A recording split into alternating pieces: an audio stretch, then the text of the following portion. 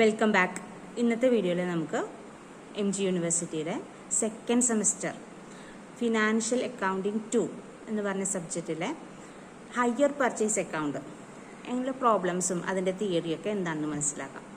നമുക്ക് ആദ്യം എന്താണ് ഹയർ പർച്ചേസ് എന്ന് നോക്കാം. ഹയർ പർച്ചേസ് സിസ്റ്റത്തിൽ നമ്മളൊരു ഗുഡ്സ് വാങ്ങിച്ചു കഴിഞ്ഞാൽ ആ ഗുഡ്സ് ൻ്റെ ഓണർഷിപ്പ് നമുക്ക് കിട്ടില്ല. പക്ഷെ ഗുഡ്സ് നമുക്ക് യൂസ് ചെയ്യാം, ആ സാധനം നമുക്ക് യൂസ് ചെയ്യാം, പക്ഷെ ഓണർഷിപ്പ് കിട്ടില്ല. നമ്മൾ ഫുൾ എമൗണ്ട് കൊടുത്തിട്ടല്ല സാധനം വാങ്ങിക്കുന്നത്. നമ്മൾ ഇൻസ്റ്റാൾമെൻ്റ് ആയിട്ടാണ് എമൗണ്ട് കൊടുക്കുക. ആദ്യം ഒരു പേയ്മെൻറ്റ്, ഒരു ലംസം എമൗണ്ട് നമ്മൾ കൊടുക്കും. അതിനെ നമ്മൾ ഡൗൺ പേയ്മെൻറ്റ് എന്ന് പറയും. പിന്നീടുള്ളത് 2, 3, 4 ഇൻസ്റ്റാൾമെൻ്റ് ആയിട്ടായിരിക്കും നമ്മൾ കൊടുക്കുക. അപ്പോൾ ഇങ്ങനെ നമ്മൾ ഈ സിസ്റ്റത്തിൽ നമ്മൾ ഒരു സാധനം പർച്ചേസ് ചെയ്യുമ്പോൾ അതിനെയാണ് നമ്മൾ ഹയർ പർച്ചേസ് സിസ്റ്റം എന്ന് പറയാം. ഇതിൽ സാധനം വിൽക്കുന്ന ആളെ ഹയർ വെൻഡർ എന്നും സാധനം പർച്ചേസ് ചെയ്യുന്ന ആളെ ഹയർ പർച്ചേസർ എന്നും പറയും.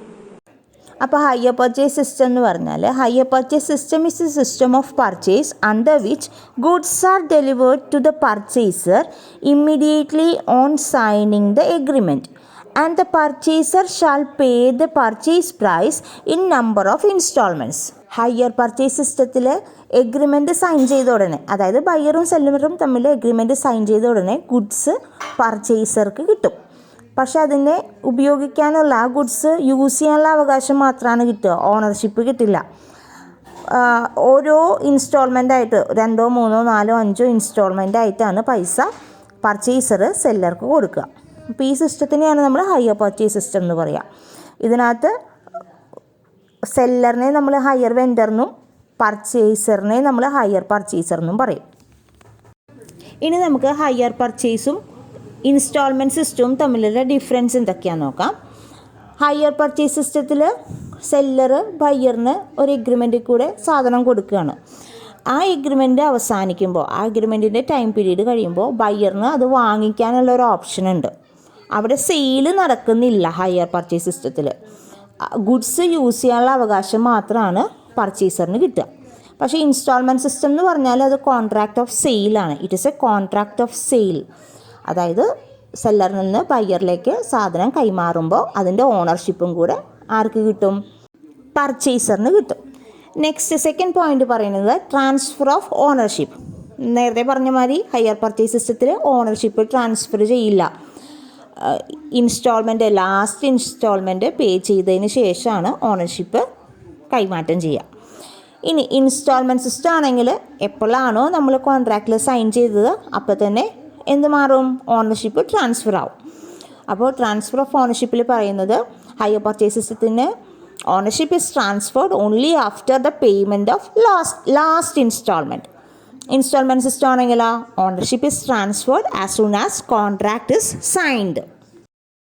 ഇനി ഹയർ പർച്ചേസ് സിസ്റ്റത്തിൽ ഹയർ പർച്ചേസർ പേയ്മെൻറ്റ് കൊടുക്കാൻ, ഇൻസ്റ്റാൾമെൻറ്റ് കൊടുക്കാനായിട്ട് എന്തെങ്കിലും വീഴ്ച വരുത്തിയാൽ ഹയർ വെൻഡറിന്, അതായത് അത് സെയിൽ ചെയ്ത ആൾക്ക് അത് തിരിച്ചെടുക്കാനുള്ള അവകാശമുണ്ട്, ആ ഗുഡ്സ് തിരിച്ചെടുക്കാനുള്ള അവകാശമുണ്ട്. പക്ഷേ ഇൻസ്റ്റാൾമെൻറ്റ് സിസ്റ്റം ആണെങ്കിൽ റീപൊസഷൻ, അതായത് തിരിച്ചെടുക്കാനുള്ള അവകാശം ഇല്ല. റൈറ്റ് ഓഫ് റീപൊസഷൻ പറയുന്നത് ഇങ്ങനെയാണ്: if the higher purchaser makes A default in payment of any instalment, higher vendor has the right to repossess the goods. That is in the case of higher purchase system.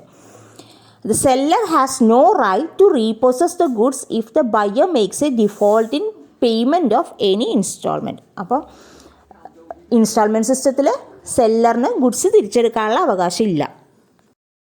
Fourth പോയിന്റിൽ പറയണത് right of the vendor. Hire purchase സിസ്റ്റത്തിൽ instalment pay ചെയ്തില്ലെങ്കിൽ, purchaser instalment pay ചെയ്തില്ലെങ്കിൽ higher സെല്ലറിന്, അതായത് goods തിരിച്ചെടുക്കാനുള്ള അവകാശം ഉണ്ടെന്ന് പറഞ്ഞു. ഇതുവരെ അടച്ച ഇൻസ്റ്റാൾമെൻറ്റിൻ്റെ ചാർജസ് ഫോർഫീറ്റ് ചെയ്ത് കളയാൻ, അതായത് ക്യാൻസൽ ചെയ്യാനുള്ള അവകാശം ആർക്കുണ്ട്? സെല്ലറിനുണ്ട്. അത് ഹയർ ചാർജസ് ആയിട്ട് ട്രീറ്റ് ചെയ്ത് ഇൻസ്റ്റാൾമെൻറ്റ് പേ ചെയ്ത എമൗണ്ട് ക്യാൻസൽ ചെയ്യാനുള്ള അവകാശം ആർക്കുണ്ട്? ഹയർ സെല്ലറിനുണ്ട്. ഓക്കെ. ഇൻസ്റ്റാൾമെൻറ്റ് സിസ്റ്റം ആണെങ്കിൽ സെല്ലറിന് അങ്ങനെ പർച്ചേസർ ഡിഫോൾട്ട് വരുത്തി കഴിഞ്ഞാൽ സെല്ലറിന് ഇങ്ങനെ ക്യാൻസൽ ചെയ്ത് കളയാൻ പറ്റില്ല. ഇൻസ്റ്റാൾമെൻറ്റ് അടച്ച എമൗണ്ട് ക്യാൻസൽ ചെയ്തതായിട്ട് പറയാൻ പറ്റില്ല. പക്ഷേ അൺപെയ്ഡ് ബാലൻസ്, എന്തെങ്കിലും ബാലൻസ് എമൗണ്ട് പേ ചെയ്യാനുണ്ടെങ്കിൽ അതിനെതിരെ കേസ് ഫയൽ ചെയ്യാം. right of the vendor. In case of default in payment of installment, vendor has the right to forfeit the installment already paid and to treat it as merely higher charge. Instalment സിസ്റ്റത്തിൽ in case of default seller can only sue for the unpaid balance. Next point പറയണത് പർച്ചേസറിന് goods return ചെയ്യാനുള്ള അവകാശമുണ്ട്. അതായത് higher purchase സിസ്റ്റത്തിൽ goods വാങ്ങിച്ചത് തിരിച്ചു കൊടുക്കാനുള്ള അവകാശം ഹയർ പർച്ചേസറിനുണ്ട്. ഫ്യൂച്ചർ ഇൻസ്റ്റാൾമെൻറ്റ് പേ ചെയ്യാണ്ട് തന്നെ ആ ഗുഡ്സ് റിട്ടേൺ ചെയ്യാൻ പറ്റും. പക്ഷേ ഇൻസ്റ്റാൾമെൻറ്റ് സിസ്റ്റത്തിൽ എങ്ങനെ റിട്ടേൺ പോസിബിൾ അല്ല. Goods can be return at the option of higher purchaser without the payment of future installment, but in case of installment system goods are not returnable. Next point പറയുന്നത് right of disposal. Hire purchase സിസ്റ്റത്തിൽ ownership ആരുടെ കയ്യിലില്ല, പർച്ചേസറിൻ്റെ കയ്യിലില്ല. അതുകൊണ്ട് തന്നെ പർച്ചേസറിന് ആ കയ്യിലുള്ള ഗുഡ്സിനെ എവിടെയും പ്ലെഡ്ജ് ചെയ്യാനോ വേറെ വിൽക്കാനോ ഒന്നും സാധിക്കില്ല. കാരണം ഓണർഷിപ്പ് അയാളുടെ അല്ല. ഇൻസ്റ്റാൾമെൻറ്റ് സിസ്റ്റം ആണെങ്കിൽ ഓണർ ആരാണ്, പർച്ചേസറാണ്. അതുകൊണ്ട് തന്നെ അയാൾക്ക് ആ ഗുഡ്സ് മറിച്ച് വിൽക്കാനും അല്ലെങ്കിൽ പ്ലെഡ്ജ് ചെയ്യാനൊക്കെ സാധിക്കും. Hire purchaser has no right to pledge or sell the goods till he gets the ownership. That is in the case of hire purchase system. Purchaser has the right to pledge or sell the goods has he got the legal ownership. ഇനി നമുക്ക് ഇതിൽ വരുന്ന ഒരു problem നോക്കാം. ഇത് first situation എന്ന് പറഞ്ഞാൽ നമുക്ക് സാധനത്തിൻ്റെ വില എന്താണെന്ന് തന്നിട്ടുണ്ടാവും, ഗുഡ്സിൻ്റെ വില എന്താണെന്ന് തന്നിട്ടുണ്ടാവും, ഇൻട്രസ്റ്റ് റേറ്റ് തന്നിട്ടുണ്ടാവും, ഇൻസ്റ്റാൾമെൻറ്റിൻ്റെ എമൗണ്ട് തന്നിട്ടുണ്ടാവും. എല്ലാം തന്നിട്ടുള്ള പ്രോബ്ലമാണ്. സിമ്പിൾ പ്രോബ്ലമാണ് ആദ്യം വരിക കേട്ടോ. അപ്പോൾ ക്വസ്റ്റ്യൻ വായിക്കാം നമുക്ക്. On 1st January 2015, Ramlal purchased a machinery on hire purchase system. The payment was to made rupees 4,000 down and 4,000 annually for 3 years. The cash price of the machinery was 14,900 and rate of interest was 5%. Calculate interest included in each installment. അപ്പോൾ ഈ പ്രോബ്ലത്തിൽ പറഞ്ഞിരിക്കുന്നത് രാംലാൽ ഒരു machinery purchase ചെയ്തു higher purchase സിസ്റ്റത്തിൽ. അപ്പോൾ രാംലാലാണ് ഇവിടുത്തെ higher purchaser. ആരാണ് vendor എന്നുള്ളത് പറഞ്ഞിട്ടില്ല. അതേപോലെ തന്നെ 4,000 റുപ്പീസ് ആദ്യം അയാൾ ഒരു പേയ്മെൻറ്റ് കൊടുത്തു. അതായത് ഡൗൺ പേയ്മെൻറ്റ്, ഫസ്റ്റ് ടൈം കൊടുക്കുന്ന പേയ്മെൻറ്റ് ഡൗൺ പേയ്മെൻറ്റ്. ആ പേയ്മെൻറ്റ് 4,000 റുപ്പീസാണ്. പിന്നെ പറയണത് 4 ഇൻസ്റ്റാൾമെൻ്റ് ആയിട്ട് എഗെയിൻ 4,000 റുപ്പീസ് കൊടുത്തു എന്നാണ് പറയണത്. അപ്പോൾ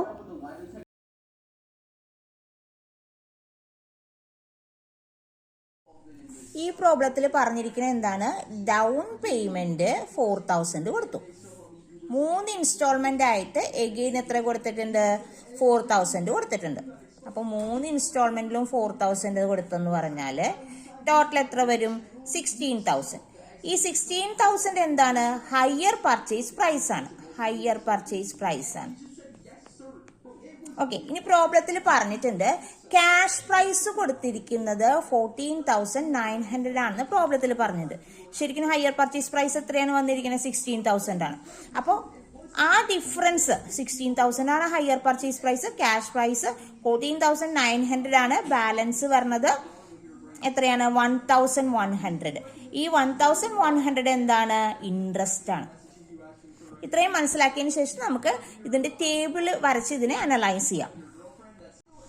ഓക്കെ, നമുക്ക് ഇൻട്രസ്റ്റിന്റെ കാൽക്കുലേഷന് വേണ്ടിയിട്ട് എന്ത് ചെയ്യാം, ടേബിൾ വരയ്ക്കാം. First column date of payment ആണ്. Second column cash value outstanding before paying the instalment.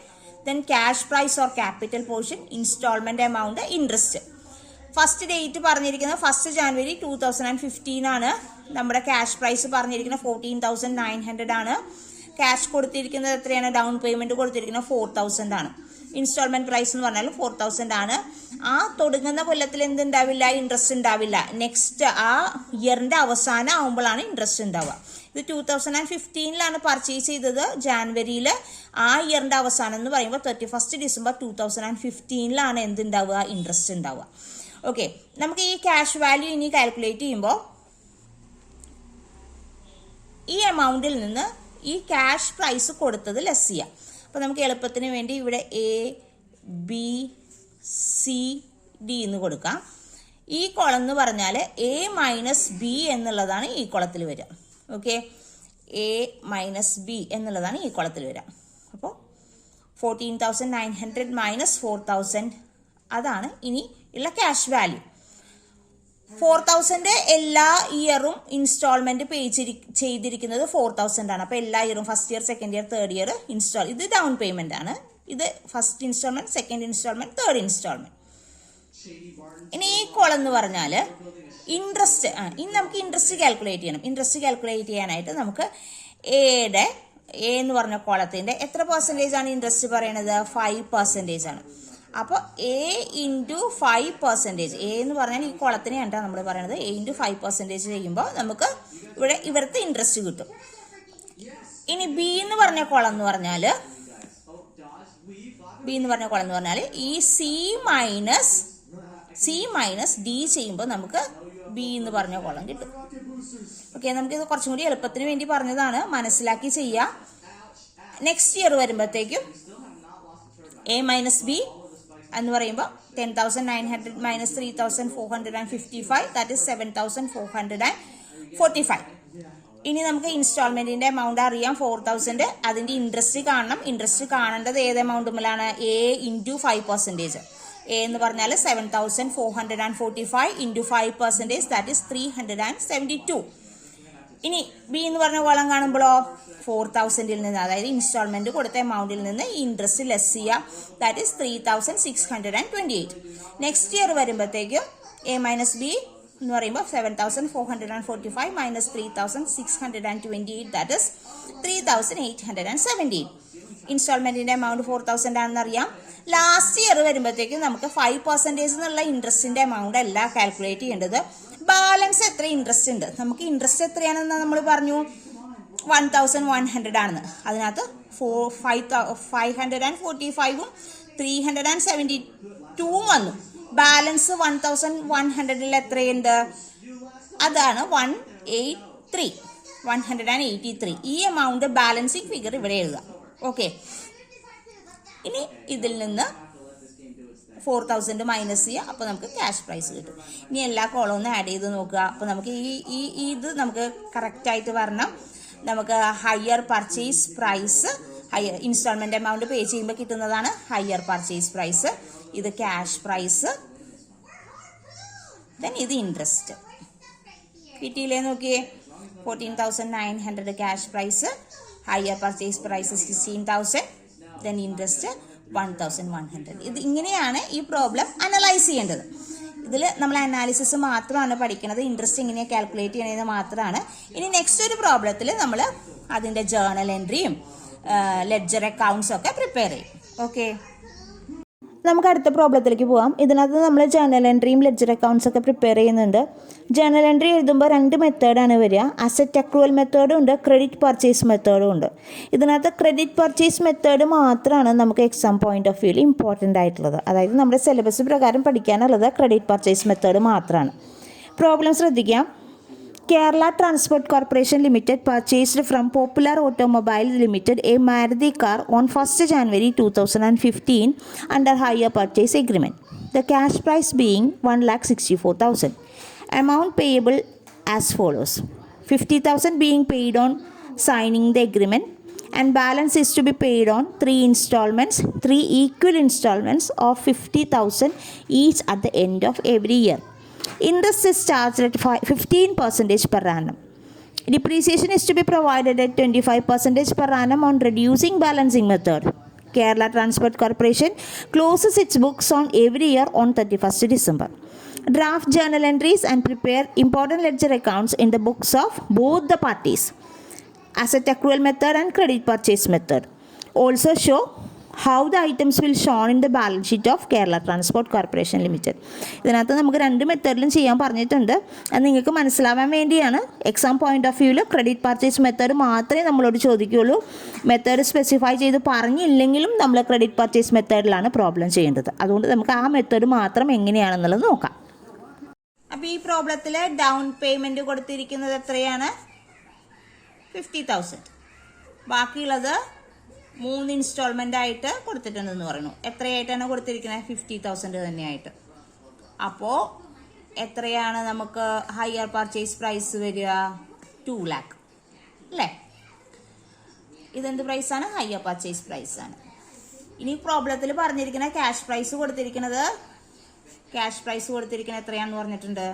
1,64,000 ആണെന്ന് പറഞ്ഞത്. അപ്പോൾ ബാക്കിയുള്ളത് എന്തായിരിക്കും? ഇൻട്രസ്റ്റ് ആയിരിക്കും. 2 lakh മൈനസ് 1,64,000 എന്ന് പറയുമ്പോൾ ബാലൻസ് ഉള്ള 36,000 എന്താണ്? ഇൻട്രസ്റ്റ് ആണ്.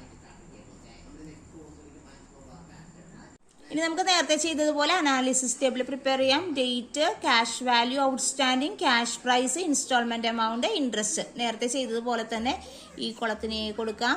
എ എന്ന് പറഞ്ഞ കുളത്തിന്റെ മീനിങ് എന്താണ്? എ മൈനസ് ബി ചെയ്യുന്നതാണ്. ഇത് ബി എന്ന് കൊടുക്കാം, ദെൻ ഇത് സി എന്ന് കൊടുക്കാം, ഇത് ഡി എന്ന് കൊടുക്കാം. ഡി എന്ന് പറഞ്ഞാൽ ഇൻട്രസ്റ്റ് എങ്ങനെയാണ് കാൽക്കുലേറ്റ് ചെയ്യണേ? ഇൻട്രസ്റ്റ് കാൽക്കുലേറ്റ് ചെയ്യണേ എങ്ങനെയാണ്? ഇതിന്റെ റേറ്റ് പറഞ്ഞിരിക്കുന്നത് 15% ആണ്. ബി എന്ന് പറഞ്ഞ കോളം എങ്ങനെ ചെയ്യും? C minus D.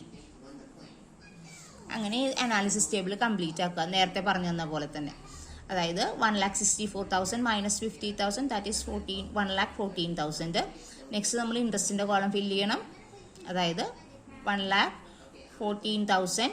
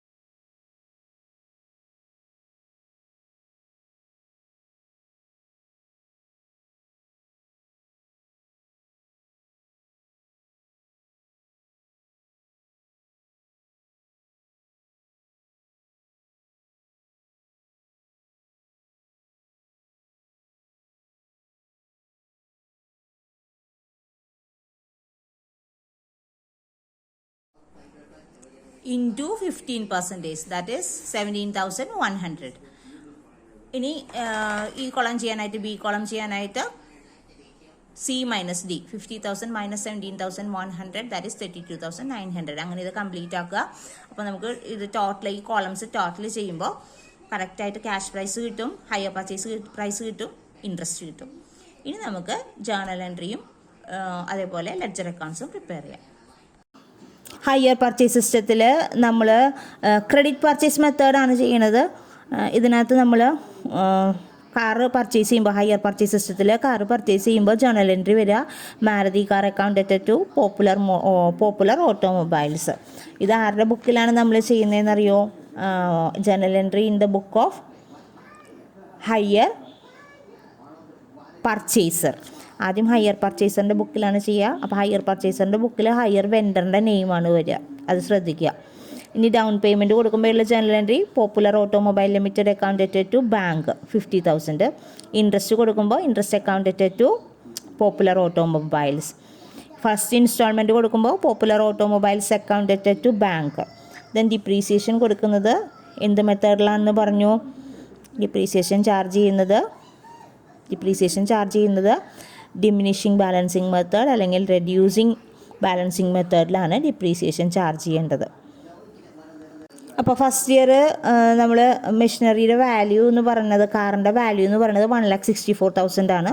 ഈ 1,64,000-ൻ്റെ ഡിപ്രീസിയേഷൻ കാൽക്കുലേറ്റ് ചെയ്യാൻ പറഞ്ഞിരിക്കുന്നത് 25% ആണല്ലോ. അപ്പോൾ അതിൻ്റെ 25% ഡിപ്രീസിയേഷൻ കാൽക്കുലേറ്റ് ചെയ്യുമ്പോൾ കിട്ടുന്ന എമൗണ്ടാണ് 41,000 കേട്ടോ. ഇനി അതാണ് ഡിപ്രീസിയേഷൻ ചാർജിൽ എഴുതേണ്ടത്. Depreciation account to Maruti car 41,000. Then ഇനി അതിനെ നമുക്ക് ഇൻട്രസ്റ്റിനെയും ഡിപ്രീസിയേഷനെയും ട്രാൻസ്ഫർ ചെയ്യണം. എങ്ങനെയാണ് ട്രാൻസ്ഫർ ചെയ്യേണ്ടത്? പ്രോഫിറ്റ് ആൻഡ് ലോസ് അക്കൗണ്ടിലേക്കാണ്. Profit and loss account to interest to depreciation. Interest നേരത്തെ നമ്മൾ കാൽക്കുലേറ്റ് ചെയ്ത് വെച്ചിട്ടുണ്ട്. ഫസ്റ്റ് ഇയറിലെ 17,100, ഡിപ്രീസിയേഷൻ 41,000. അത് രണ്ടും കൂടി ആഡ് ചെയ്ത് പ്രോഫിറ്റ് ആൻഡ് ലോസ് അക്കൗണ്ടിൽ കാണിക്കുക. ഇനി രണ്ടാമത്തെ കൊല്ലം, 3 കൊല്ലമായിട്ടാണല്ലോ നമ്മൾ ഇൻസ്റ്റാൾമെൻറ്റ് അടച്ചിരിക്കുന്നത്. രണ്ടാമത്തെ കൊല്ലം വരുമ്പോൾ ഇൻട്രസ്റ്റിൻ്റെ എമൗണ്ട്, രണ്ടാമത്തെ കൊല്ലത്തെ ഇൻട്രസ്റ്റ് നമ്മൾ അനാലിസിസ് ടേബിളിൽ എഴുതിയിട്ടുണ്ട്. അപ്പോൾ interest account to popular automobiles 12,165. Then popular automobiles account to bank second instalment pay ചെയ്തതായിട്ടുള്ള ജേർണൽ എൻട്രി, അതായത് 50,000. ഇൻസ്റ്റാൾമെൻറ്റ് 50,000 ആണല്ലോ. ഇനി ഡിപ്രീസിയേഷൻ വരുമ്പോഴത്തേക്കും നമ്മൾ ഡിമിനിഷിങ് ബാലൻസിങ് മെത്തേഡ് ആയതുകൊണ്ട് നമുക്ക് ആദ്യം മെഷീനറിയുടെ വാല്യൂ, കാറിൻ്റെ വാല്യൂ 1,64,000 ആയിരുന്നു. ഡിപ്രീസിയേഷൻ 41,000 ഉണ്ട്. ആ 41,000 മൈനസ് ചെയ്ത് കഴിയുമ്പോൾ 1,64,000-ൽ നിന്ന് ഡിപ്രീസിയേഷൻ്റെ എമൗണ്ട് 41,000 മൈനസ് ചെയ്ത് കഴിയുമ്പോൾ നമുക്ക് 1,23,000 കിട്ടും. ഈ 1,23,000 വേണം ഡിപ്രീസിയേഷൻ 25% കാൽക്കുലേറ്റ് ചെയ്യാൻ. അപ്പോൾ 1,23,000 ഇൻറ്റു 25% ആണ് സെക്കൻഡ് ഇയറിലെ ഡിപ്രീസിയേഷൻ. That is 30,750. ഇനി നെക്സ്റ്റ് ജേർണൽ എൻട്രി എന്ന് പറയുന്നത് ഇൻട്രസ്റ്റും ഡിപ്രീസിയേഷനും പ്രോഫിറ്റ് ആൻഡ് ലോസ് അക്കൗണ്ടിലേക്ക് മാറ്റുക എന്നുള്ളതാണ്. Profit and loss account to interest to depreciation. Then മൂന്നാമത്തെ കൊല്ലം ഇൻട്രസ്റ്റ് ഉണ്ട്. നമുക്ക് നമ്മുടെ അനാലിസിസ് ടേബിളിൽ നോക്കിയാൽ ഇൻട്രസ്റ്റ് എത്രയാണെന്ന് മനസ്സിലാവും. Interest account to popular automobile limited, amount 6,735. Then instalment കൊടുക്കുന്ന entry popular automobile account to bank 50,000. ഈ ഇയറും ഡിപ്രീസിയേഷൻ കാണുമ്പോൾ എന്ത് ചെയ്യണം? നമുക്ക് 1,23,000 നിന്ന് ആ സെക്കൻഡ് ഇയറിലെ ഡിപ്രീസിയേഷൻ ദാറ്റ് ഈസ് 30,750 മൈനസ് ചെയ്യുക. അപ്പോൾ 92,250 എന്ന് വരും. ഈ 92,250 വേണം എന്ത് ചെയ്യാനായിട്ട്? ഡിപ്രീസിയേഷൻ കാൽക്കുലേറ്റ് ചെയ്യാനായിട്ട് 25%. That is 23,663. അതാണ് ലാസ്റ്റ് ഇയറിലെ ഡിപ്രീസിയേഷൻ. അതിൽ നെക്സ്റ്റ് എൻട്രി വരുന്നത് പ്രോഫിറ്റ് ആൻഡ് ലോസ് അക്കൗണ്ടിലേക്ക് ട്രാൻസ്ഫർ ചെയ്യുക എന്നുള്ളതാണ്. Profit and loss account to interest to depreciation. ഈ ഡിപ്രീസിയേഷൻ്റെ കാര്യം കുറച്ചും കൂടി എളുപ്പം മനസ്സിലാവണമെങ്കിൽ ആദ്യം ലെഡ്ജർ അക്കൗണ്ട്സ് പ്രിപ്പയർ ചെയ്യുക. അപ്പോൾ മാരുതി കാറിൻ്റെ ലെഡ്ജർ അക്കൗണ്ട് പ്രിപ്പയർ ചെയ്യുമ്പോൾ നമുക്ക് കറക്റ്റായിട്ട് ഡിപ്രീസിയേഷൻ്റെ എമൗണ്ട് കിട്ടും. അതിനുശേഷം ജേർണൽ എൻട്രി എഴുതുക. ശരിക്കും തിയറി നമ്മൾ പഠിക്കുമ്പോൾ ജേർണൽ എൻട്രി എഴുതിയതിന് ശേഷം വേണം ലെഡ്ജർ അക്കൗണ്ട്സ് പ്രിപ്പയർ ചെയ്യാൻ. പക്ഷെ നമുക്ക് കുറച്ചും കൂടി എളുപ്പം മനസ്സിലാവാനായിട്ട് എക്സാം പോയിൻ്റ് ഓഫ് വ്യൂവിൽ നല്ലത് ആദ്യം ലെഡ്ജർ എഴുതിയിട്ട് പിന്നീട് ജേർണൽ എൻട്രി എഴുതുന്നതാണ്. അപ്പോൾ നമുക്ക് ഇനി എങ്ങനെയാണ് ലെഡ്ജർ അക്കൗണ്ട് മാരുതി കാറിൻ്റെ ലെഡ്ജർ അക്കൗണ്ട് പ്രിപ്പയർ ചെയ്യണമെന്ന് നോക്കാം. അപ്പോൾ ഓട്ടോമാറ്റിക്കലി ആ ഡിപ്രീസിയേഷൻ്റെ എമൗണ്ട് അവിടെ കാൽക്കുലേറ്റ് ചെയ്ത് വരും. ഇവിടെ മാരുതി കാറിൻ്റെ ലെഡ്ജർ അക്കൗണ്ട്സ് പ്രിപ്പയർ ചെയ്യാനായിട്ട് ഫോർമാറ്റ് നിങ്ങൾക്ക് അറിയാമല്ലോ. ഡെബിറ്റ് സൈഡും ക്രെഡിറ്റ് സൈഡും വേണം. ഡേറ്റ് പർട്ടിക്കുലേഴ്സ് എമൗണ്ട് കോളം വേണം. നമ്മൾ മെഷീനറി കാർ പർച്ചേസ് ചെയ്ത എൻട്രി നമ്മൾ ഡെബിറ്റ് സൈഡിൽ കാണിക്കും, ടു പോപ്പുലർ ഓട്ടോമൊബൈൽസ് എന്ന് പറഞ്ഞിട്ട്. ദെൻ ഡിപ്രീസിയേഷൻ, അതായത് 1,64,000-ൻ്റെ 25% ഡിപ്രീസിയേഷൻ എന്നുള്ളതാണ് 41,000. അത് ബൈ ഡിപ്രീസിയേഷൻ എന്ന് പറഞ്ഞ് ക്രെഡിറ്റ് സൈഡിൽ കാണിച്ചു. ബാലൻസ് ചെയ്തു. ബാലൻസിങ് ഫിഗർ 1,23,000 ആണ്. സെക്കൻഡ് ഇയർ വരുമ്പോഴത്തേക്കും നമ്മൾ നേരത്തെ എൻട്രി ചെയ്ത അതിൻ്റെ ബാലൻസിങ് ഫിഗർ ഡെബിറ്റ് സൈഡിൽ കാണിക്കുക. ഡിപ്രീസിയേഷൻ ആ ബാലൻസിങ് ഫിഗറിൻ്റെ വേണം കാണാനായിട്ട്. അതായത് 1,23,000-ൻ്റെ വേണം 25% ഡിപ്രീസിയേഷൻ കാണാൻ. അതാണ് 30,750 എന്നുള്ളത്. ഇനി ബാലൻസ് ചെയ്യുക. നെക്സ്റ്റ് ഇയറിലേക്ക് ആ ബാലൻസ് ട്രാൻസ്ഫർ ചെയ്യുക. അതായത് 92,250 ആണ് ബാലൻസ്. ഇനി ഡിപ്രീസിയേഷൻ കാണേണ്ടത് 92,250-യുടെ 25%. അതാണ് 23,063. ഇനി ടെക്സ്റ്റ് ബാലൻസ് ചെയ്തിടുക. ഇങ്ങനെ വേണം ഡിമിനിഷിങ് ബാലൻസിങ് മെത്തേഡിൽ ഡിപ്രീസിയേഷൻ കാൽക്കുലേറ്റ് ചെയ്യാനായിട്ട്. ഫിക്സഡ് ഇൻസ്റ്റാൾമെൻറ്റ് മെത്തേഡ് ആയിരുന്നെങ്കിൽ എന്താണ്, എല്ലാ ഇയറും ഡിപ്രീസിയേഷൻ്റെ എമൗണ്ട് സെയിം ആയിരിക്കും. പക്ഷേ ഇവിടെ ഡിമിനിഷിങ് ബാലൻസിങ് അല്ലെങ്കിൽ റെഡ്യൂസിങ് ബാലൻസിങ് എന്നൊക്കെ പറഞ്ഞു കഴിഞ്ഞാൽ ഓരോ ഇയറും ഡിപ്രീസിയേഷൻ്റെ എമൗണ്ടിന് വ്യത്യാസം വരും. ഓരോ ഇയറും ഡിപ്രീസിയേഷൻ്റെ എമൗണ്ട് കുറഞ്ഞു വരും. ആ കാര്യം പ്രത്യേകം നോട്ട് ചെയ്യുക കേട്ടോ. നെക്സ്റ്റ് നമ്മൾ പോപ്പുലർ ഓട്ടോമൊബൈൽസ് ലിമിറ്റഡിൻ്റെ ലെഡ്ജർ അക്കൗണ്ട്സ് പ്രിപ്പയർ ചെയ്യുക, ജേർണൽ എൻട്രി നോക്കി അത് പോസ്റ്റ് ചെയ്യുക, അത്രയേ ഉള്ളൂ കേട്ടോ. ഇത്ര നേരം നമ്മൾ ചെയ്തത് ഹയർ പർച്ചേസറിൻ്റെ ബുക്കിലെ ജേർണൽ എൻട്രിയും ലെഡ്ജർ അക്കൗണ്ട്സും ആണ്. ഇനി നമ്മൾ ഹയർ വെൻഡറിൻ്റെ ബുക്കിലെ ജേർണൽ എൻട്രി നോക്കാം കേട്ടോ. അപ്പോൾ ഹയർ പർച്ചേസ് സിസ്റ്റത്തിൽ ഗുഡ്സ് സോൾഡ് ചെയ്യുമ്പോൾ വരുന്ന journal entry Kerala transport corporation limited, അത് ഹയർ പർച്ചേസറിൻ്റെ പേരാണ്, debtor to hire sales. Then down payment receive ചെയ്യുമ്പോൾ bank account debtor to Kerala transport corporation. Then interest due ആകുമ്പോൾ Kerala transport corporation account debtor to interest. Then first instalment കൊടുക്കുമ്പോൾ bank account debtor to Kerala transport corporation. Then നമുക്ക് hire sale നടന്ന amount നമുക്ക് trading അക്കൗണ്ടിലേക്ക് transfer ചെയ്യണം. അപ്പോൾ hire sale account debtor to trading account. Then interest നമുക്ക് transfer ചെയ്യണം. എവിടേക്കാണ് ഇൻട്രസ്റ്റ് ട്രാൻസ്ഫർ ചെയ്യേണ്ടത്? പ്രോഫിറ്റ് ആൻഡ് ലോസ് അക്കൗണ്ടിലേക്കാണ്. Interest account debtor to profit and loss account. ഇനി ഈ ജേർണൽ എൻട്രി ഒക്കെ റിപ്പീറ്റ് ചെയ്യുക. ഇൻട്രസ്റ്റ് ഡ്യൂ ആവണതും സെക്കൻഡ് ഇൻസ്റ്റാൾമെൻറ്റ് കൊടുക്കുന്നതും ഇൻട്രസ്റ്റ് പ്രോഫിറ്റ് ആൻഡ് ലോസ് അക്കൗണ്ടിലേക്ക് ട്രാൻസ്ഫർ ചെയ്യുന്നതും ആയിട്ടുള്ള ജേർണൽ എൻട്രി 3 റിപ്പീറ്റ് ചെയ്യാം. നെക്സ്റ്റ് 2 ഇയേഴ്സിനും ഇതേപോലെ തന്നെ സെയിം ജേർണൽ എൻട്രി എഴുതുക കേട്ടോ. അതിനുശേഷം നമുക്ക് ഈ ജേർണൽ എൻട്രി നോക്കിയിട്ട് ലെഡ്ജർ അക്കൗണ്ട്സിലേക്ക് പോസ്റ്റ് ചെയ്യാം. ലെഡ്ജർ അക്കൗണ്ട്സിലേക്ക് പോസ്റ്റ് ചെയ്യുമ്പോൾ നമുക്ക് കേരള ട്രാൻസ്പോർട്ട് കോർപ്പറേഷൻ അക്കൗണ്ടും ഇൻട്രസ്റ്റ് അക്കൗണ്ടും ഹയർ സെയിൽസ് അക്കൗണ്ടിൻ്റെയാണ് ലെഡ്ജർ അക്കൗണ്ട് ഓപ്പൺ ചെയ്യേണ്ടത്.